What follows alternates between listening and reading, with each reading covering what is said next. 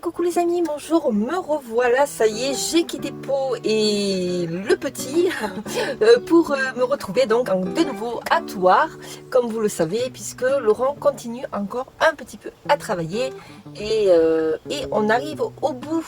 Alors je ne sais pas encore, j'ai pas encore de date à vous proposer pour commencer notre voyage, mais sachez que voilà, c'est en bonne route. On espère au mois d'août. Au plus tard septembre, mais bon, ça serait bien si c'était au mois d'août quand même. Voilà. Donc, en attendant, je vais continuer à vous faire mes petites vidéos. Cette fois-ci, j'ai décidé de vous parler de France Passion, que beaucoup d'entre vous connaissent certainement déjà. Donc, dans cette vidéo, je vais vous dire un petit peu comment ça se passe quand on va dans un France Passion. Et puis je vous donnerai également mes sentiments parce qu'on en a fait déjà quelques-uns depuis qu'on est adhérent à France Passion, et je vous dirai ce que j'en pense et quelles ont été notre expérience nous en tant que camping-cariste à France Passion quand on s'est arrêté dans un France Passion, voilà, tout simplement. Donc pour ceux qui ne connaissent peut-être pas ou pas très bien, France Passion, c'est comment dire, comment je pourrais expliquer ça, c'est un réseau qui propose quelque chose d'assez authentique et convivial. Donc France Passion a été fondée depuis plusieurs années maintenant, je crois depuis 1993. Et ça permet donc aux voyageurs comme nous de stationner chez des viticulteurs, chez des agriculteurs, chez des artisans, chez des fermiers, dans toute la France. Voilà. En gros, comment ça se passe? On va dire que France Passion repose sur une certaine philosophie de voyage et d'accueil en même temps. C'est avant tout de la convivialité. Voilà, il faut voir ça un petit peu comme ça. Ce sont des rencontres humaines entre le voyageur et l'agriculteur. Quand vous allez dans un France Passion, vous allez échanger vos expériences. Alors souvent, c'est plutôt l'agriculteur qui nous partage sa vie, son expérience, son savoir-faire en tant qu'agriculteur, mais c'est vrai que parfois, les agriculteurs sont très demandeurs de savoir comment ça se passe, nous, de voyager comme ça, parce que quelque part, eux, ils voyagent pas beaucoup, les agriculteurs, hein. Bon, même si ça a un petit peu changé, un petit peu évolué, et tant mieux pour eux, mais les agriculteurs, ils voyagent pas beaucoup, et à travers notre expérience de voyageur, ils voyagent un petit peu aussi, donc c'est bien, ça fait comment dire, ça fait un échange d'expérience des deux côtés. Du côté des voyageurs, ça nous permet quand même de découvrir une partie de la France profonde, loin des circuits touristiques qu'on peut parfois nous vendre. Ça permet également de s'immerger, on va dire, dans des environs, dans un environnement plus authentique peut-être. Et en plus, on rencontre des gens, des hôtes, parce qu'on les appelle comme ça, des hôtes ou des accueillants, souvent passionnés et passionnants. Alors ça leur permet à eux de valoriser les produits du terroir. Nous, ça nous permet de découvrir également certains produits locaux, certains produits régionaux qu'on n'a pas forcément l'habitude de manger. Donc ça peut être de la charcuterie, ça peut être du vin, ça peut être des fruits, fromage de chèvre, enfin bref, c'est très très varié. Nous, en tant que visiteurs, ça nous permet d'apprécier tous ces produits frais, et tous ces produits quand même de qualité, puisque ce sont tous des produits de la ferme entre guillemets, et ça c'est plutôt bon pour nos papilles. Alors évidemment, quand vous arrivez dans un France Passion, il vous faut respecter l'hôte qui vous reçoit, bien évidemment. Si la personne vous dit qu'elle ne reçoit plus après 20h, vous essayez de ne pas arriver après 20h. Voilà, déjà c'est la moindre des choses. Et puis ensuite, chaque agriculteur fait un petit peu son règlement. Donc, à votre arrivée, souvent, il va vous dire, voilà, vous pouvez vous mettre là. Par contre, n'approchez pas trop tel animal parce que ça va peut-être les déranger. Ou bon, voilà. C'est lui qui vous dira si vous pouvez aller à tel ou tel endroit. Mais vous n'allez pas non plus rentrer dans une étable comme ça, ou chez la personne, car là c'est encore pire. Mais bon, voilà. Donc, vous respectez un petit peu le lieu privé, puisque l'accueillant, c'est chez lui. Donc, il faut respecter les lieux des agriculteurs. Alors bien évidemment, vous ne laissez pas vos déchets partout chez cet habitant. Ça va de soi, mais je préfère le redire. Alors, vous avez plus de 2200 artisans, viticulteurs, producteurs en tout genre, qui sont proposés chez France Passion. Ce qui vous permet quand même d'avoir beaucoup d'endroits où vous pouvez stationner avec votre camping-car. En allant chez un France Passion, ça vous permet quand même de dynamiser un petit peu ces territoires oubliés, hein, on va dire ça comme ça. Et en même temps, voilà, vous faites travailler l'agriculteur qui en a vraiment bien besoin en ce moment, qui est quand même malmené. Donc tout est bénéfice pour vous parce que vous êtes dans un endroit extraordinaire et en plus vous faites un petit peu travailler l'agriculteur. L'agriculteur est content de vous faire goûter ses produits. Vous êtes content d'être dans un endroit magnifique. Donc on va dire c'est gagnant-gagnant hein, dans les deux cas. Voilà les petits plus de France Passion. Maintenant, comment tout cela fonctionne si vous souhaitez appartenir à cette communauté, on va dire. Alors, pour utiliser donc ce service France Passion, il va vous falloir adhérer à France Passion. Voilà, c'est un peu comme un petit club, hein, voilà. Donc, vous allez tout simplement sur Internet. Je vous mettrai tous les liens dans la description. En adhérant, ils vont vous envoyer un petit guide que j'ai ici. Nous, ça fait donc depuis 2022, donc on a fait 2022, 2023 et ça c'est le 3e guide que nous avons. Chaque année, vous avez de nouveaux accueillants de France Passion. Une fois que vous êtes abonné à France Passion, vous avez la possibilité également de mettre l'application sur votre téléphone et sur votre ordinateur. Et parfois sur le téléphone, c'est un petit peu plus simple pour trouver un endroit quand on est sur les routes parce que ça marche un petit peu comme par Fortnite. Voilà, pour ceux qui connaissent, voilà, on va vous dire à quel endroit vous avez des France Passion selon où vous vous trouvez. Voilà, j'avais complètement oublié de vous signaler cette petite chose supplémentaire qui est quand même bien pratique. Donc, France Passion sur l'application de téléphone et sur votre ordinateur également. Alors, comment est fait ce site de France Passion ? Alors déjà, c'est par département, donc c'est assez facile. Je vais essayer de vous montrer ça. Alors, je ne sais pas si vous voyez. Admettons, là j'ai pris le département au pif de la Gironde. Ici, vous avez des cartes comme ça qui vous permettent de savoir où se trouvent les France Passion. Et là où vous avez les petits points verts. Alors, pour la Gironde, c'est les points verts. Mais après, admettons à côté, pour la Dordogne, c'est les points orange. Donc là où vous avez des petits points en couleur, c'est les endroits où vous avez des France Passion. Donc déjà, ça vous permet de voir un petit peu où se trouvent les France Passion. Vous pouvez aller voir à la page, là c'est marqué ici, vous avez page 232 et vous pouvez voir dans le détail tous les accueillants avec un petit peu plus de détails. Alors on va aller au 232 pour que je vous montre un petit peu. Ça commence ici, on est bien en Gironde. Alors je ne sais pas si vous allez... je crois que c'est à l'envers en fait pour vous. Enfin bon, c'est pas très grave. je vais vous dire en fait en gros ce qu'il y a. Donc ici vous avez la Gironde, Nouvelle-Aquitaine. Et puis là vous avez tous les France Passion, hop, par ordre alphabétique. Et en haut, vous avez le nom du village ou de la ville en question. Bon, alors en Gironde, je vous le donne en 1000, hein, et vous avez beaucoup de viticulteurs. C'est un peu normal. Hein. Donc voilà, si vous aimez le vin de Bordeaux, il n'y a pas de souci, vous pouvez aller en Gironde. Donc ensuite, admettons, je vais prendre le premier. C'est un vigneron qui se trouve à Abzac, exactement. Donc vous allez le retrouver à la page 49 où je vous avais montré les premières cartes et il se situe en E4. Donc si on regarde, tac, Abzac. Voilà.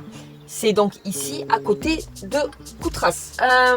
Et là, donc sur le petit livret, vous avez des petites indications. On vous dit par où il faut passer pour aller à ce domaine, hein, à ce vignoble. Vous avez également les coordonnées GPS. Vous savez également combien il y a de places qui sont réservées pour les camping-cars. Ils proposent de l'eau et il y aura également des poubelles à disposition. Voilà. Et puis tous vont vous dire exactement des petites indications comme ça. Il y en a certains, par exemple, qui vont vous demander appeler avant d'arriver. Si normalement ils disent rien, vous pouvez arriver comme ça. Maintenant, si c'est un endroit très touristique et puis qu'on est en haute saison, ben moi je vous conseille quand même de les appeler pour savoir s'il reste de la place. Surtout si il n'y a pas énormément de place. Ensuite, admettons, voyez, pendant les vendanges, admettons, cette personne-là n'accueille pas de camping-car, mais c'est marqué sur le petit guide. Ça vous permet quand même de savoir si vous pouvez y stationner ou pas au moment où vous en avez envie. Il y en a par exemple qui proposent des tables d'hôtes aussi, ça arrive. Donc ça c'est intéressant aussi, parce qu'en général vous mangez plutôt bien. Bon, voilà. Donc, combien coûte l'adhésion? Alors, je vais dire une trentaine d'euros. Parce que si vous l'achetez en début d'année, c'est-à-dire avant mars, je crois. Je ne vais pas dire de bêtises, mais je crois. C'est 28 euros. Si vous l'achetez à partir de mars-avril, c'est 30 euros. Et si vous l'achetez après, je crois que c'est 33 euros. Donc, voilà. On va dire une trentaine d'euros. Et là, vous avez donc le petit guide. Vous avez même une petite carte. Alors moi, j'avais mis celle de 2023 avec ma carte routière là-bas. Celle-ci, je ne l'ai pas encore mise. Je pense que je la mettrai quand on partira, parce que je pense qu'on va en faire quelques-uns quand on va partir ensuite. Donc, vous voyez, là, vous avez une carte. Je ne sais pas si vous voyez bien. Avec tous les petits points en couleur, vous voyez, c'est là où il y a des France Passion. Donc, je ne sais pas si je vous l'ai dit, mais il y a 2200 fermiers dans toute la France. Il y en a même en Corse. Hein. Bon, la Corse, c'est partie de la France, bien sûr. Mais voilà, alors il n'y en a pas beaucoup en Corse, il n'y en a que 5. Pourtant, je pense qu'il y a beaucoup d'agriculteurs, mais bon. Mais voilà, alors il y a des endroits, effectivement, où vous avez beaucoup d'agriculteurs. Et puis il y a des endroits un peu plus parsemés. Et alors ce qui est marrant, c'est que c'est souvent en plus des départements ruraux. Mais bon, peut-être que les gens ont moins envie de recevoir aussi les gens. C'est possible, c'est possible. Voilà, et ensuite vous avez un petit macaron, je vais vous le filmer, je vais vous le mettre, que vous collez sur votre pare-brise. Et également une carte d'adhérent, on va dire. Hein, alors, les agriculteurs ne demandent pas forcément tout le temps, mais il se peut qu'il y ait un agriculteur qui demande la carte pour savoir si on est bien adhérent quand même à France Passion. Voilà. C'est un peu le côté club, voilà, hein, on fait partie de France Passion. Alors ce qui est bien quand même, c'est que comme il y en a quand même beaucoup malgré tout, et ce qui peut être sympa aussi, c'est de faire un petit peu du tourisme gastronomique, hein. C'est-à-dire vous pouvez très bien vous faire, vous voulez visiter un département, mais vous pouvez faire un petit circuit gastronomique dans le département en question, et ça peut être sympa.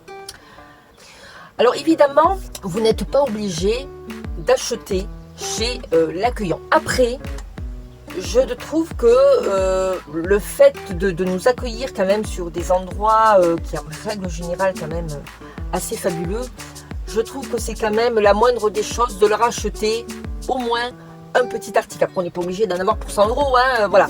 Mais si on achète au moins un article de ce qu'ils produisent, ça permet quand même de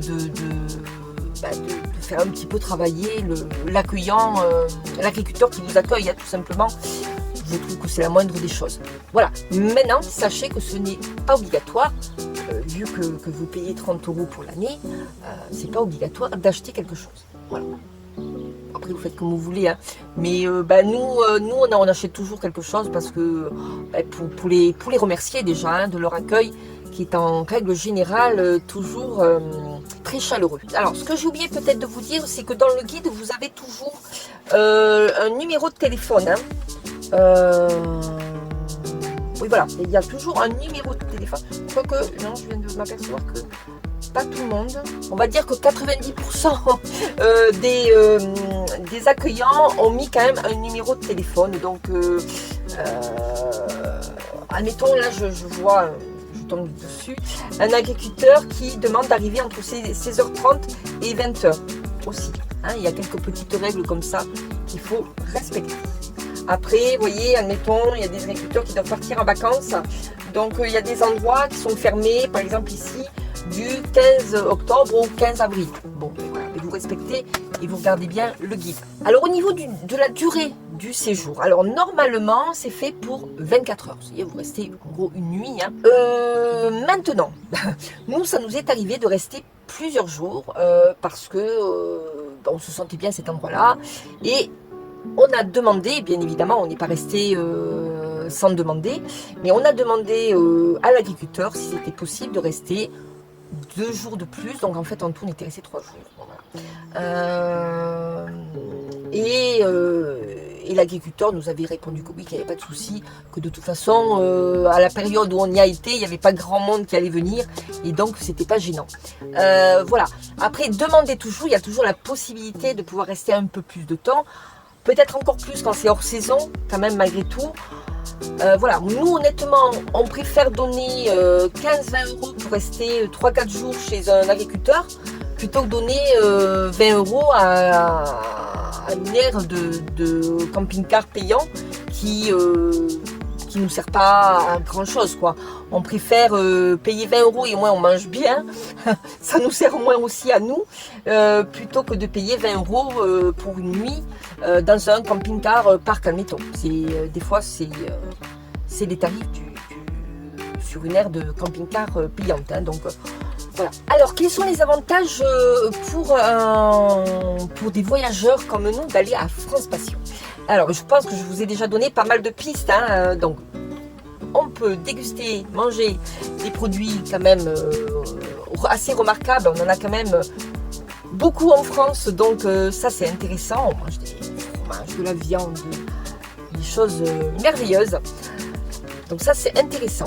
D'interagir avec l'agriculteur en question, on nous apprend plein de choses. Nous on a appris plein de choses avec les agriculteurs qu'on a rencontrés durant nos séjours. Et puis ce sont des gens très sympathiques en règle générale. Hein. Si vous êtes accueillant, c'est que vous aimez un petit peu les gens quand même. Hein. Donc voilà, ce sont des personnes qui sont passionnées, passionnants et ça nous... ça nous donne envie de les aider encore plus en fait, donc voilà. Donc ce qui est intéressant, à part ce côté un peu humain, c'est aussi, comme je vous disais, que le stationnement est gratuit quand même, ça c'est intéressant.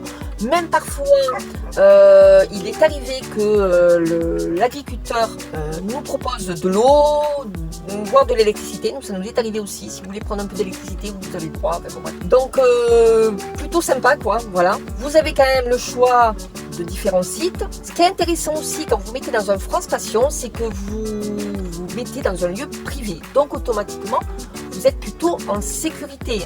Voilà, ça vous permet si vous voulez aller vous promener à la ville d'à côté, pendant toute une journée, vous savez que vous avez votre camping-car qui est quand même sécurisé, qui est dans un endroit privé.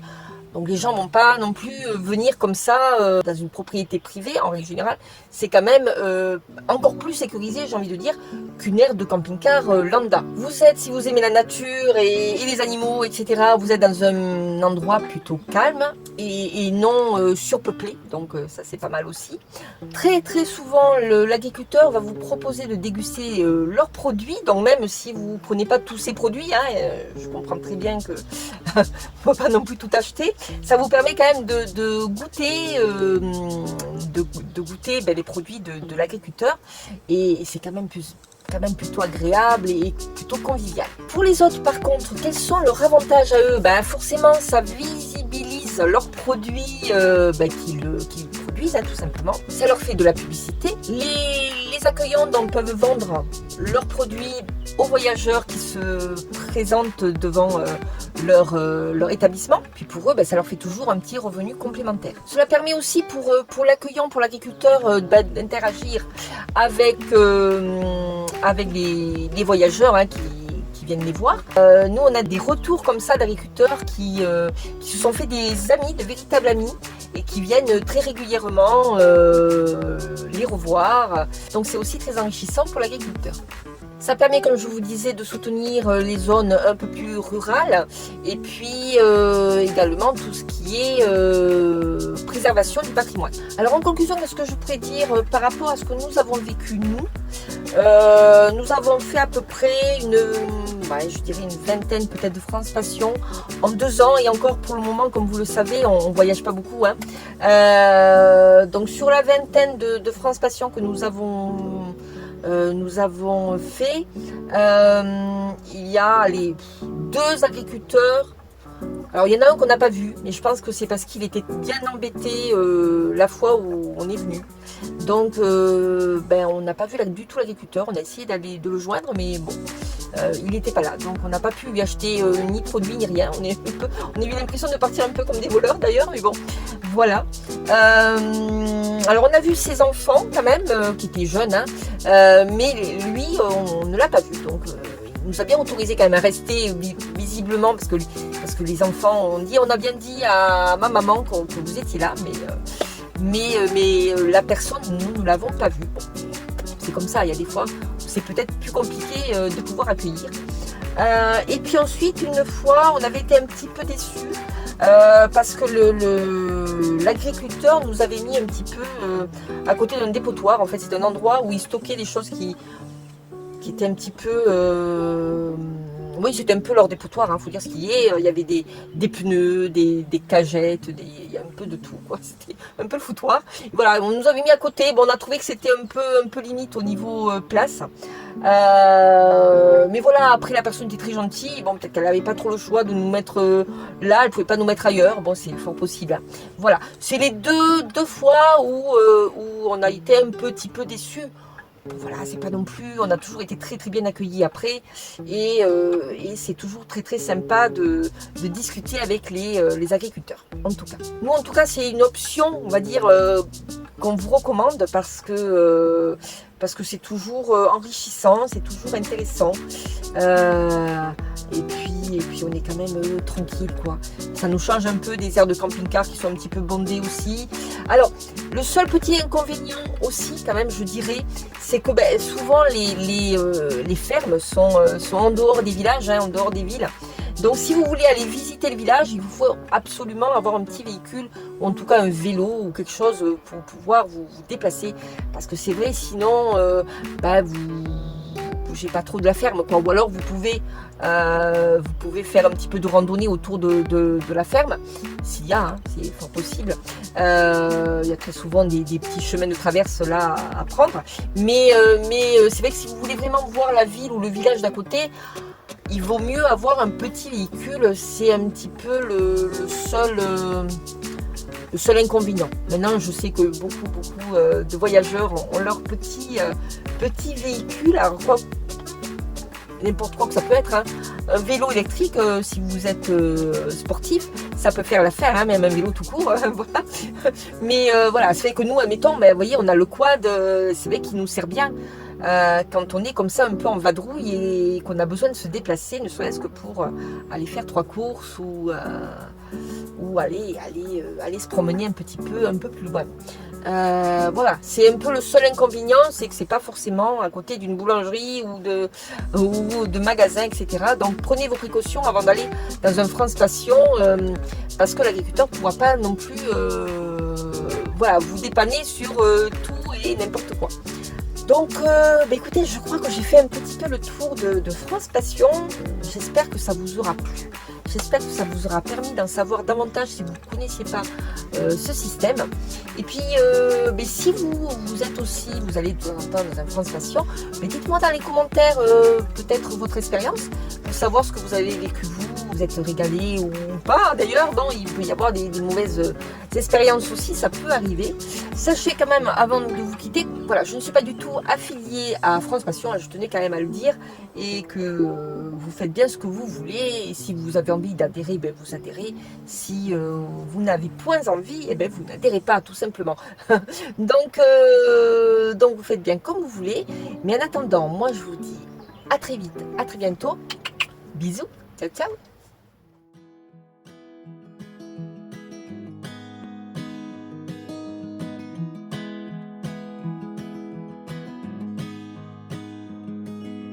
I'll be right behind you, Josephine.